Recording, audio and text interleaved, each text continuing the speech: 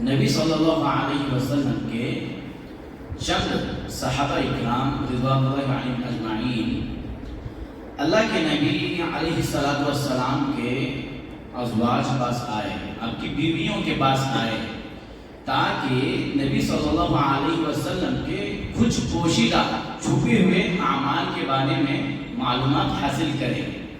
تو آنے کے بعد معلوم کرنے کی کوشش کی، تو اس میں سے وقال بعضهم، بعض نے کہا کہ ہم شادی نہیں کریں گے، بعض نے کہا کہ ہم گوشت نہیں کھائیں گے، بعض نے کہا کہ ہم فرش پر نہیں سوئیں گے۔ جب نبی صلی اللہ علیہ وسلم کو یہ باتیں معلوم ہوئی تو نبی صلی اللہ علیہ وسلم آئے اور اللہ تعالیٰ کی حمد و ثنا کی اور کہا کہ اس طرح کی جو باتیں کہہ رہے تھے، نبی صلی اللہ علیہ وسلم نے کہا کہ میں شادی بھی کرتا ہوں، روزہ بھی رکھتا ہوں، افطار بھی کرتا ہوں اور سوتا بھی ہوں۔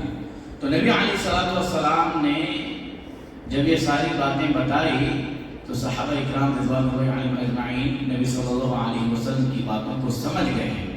تو اس حدیث سے بے شمار فوائد مجھے اور آپ کو ملتے ہیں۔ پہلی بات تو یہ کہ صحابہ اکرام رضوان اللہ علیہم اجمعین کے اندر عمل کرنے کا جذبہ دیکھے کتنا تھا۔ صحابہ کرام کے اندر نبی صلی اللہ علیہ وسلم کی اقتداء پیروی کرنے کا جذبہ کتنا بھرا ہوا تھا۔ آپ کے ازواج کے پاس آ کر کے نبی صلی اللہ علیہ وسلم کے پوشیدہ اعمال کے بارے میں پوچھ رہے ہیں تاکہ ہم عمل کریں۔ تو اس حدیث سے رہبانیت محرومیت اختیار کرنے والوں کا رد ہوتا ہے۔ رہبانیت محرومیت کا اس دین سے کوئی تعلق نہیں ہے۔ دین اسلام آسان ہے اور دین اسلام اپنے نفس کو مشقت میں ڈالنے سے روکتا ہے۔ حدیث میں کہا گیا ہے فمن رغب عن سنتی فلیس منی، جس نے میری سنت سے اعراض کیا، میرے طریقے سے اعراض کیا، وہ مجھ سے وہ ہم میں سے نہیں ہے۔ یہاں سنت سے مراد نبی صلی اللہ علیہ وسلم کا طریقہ ہے۔ اور اس حدیث میں نکاح کی ترغیب دلائی گئی ہے۔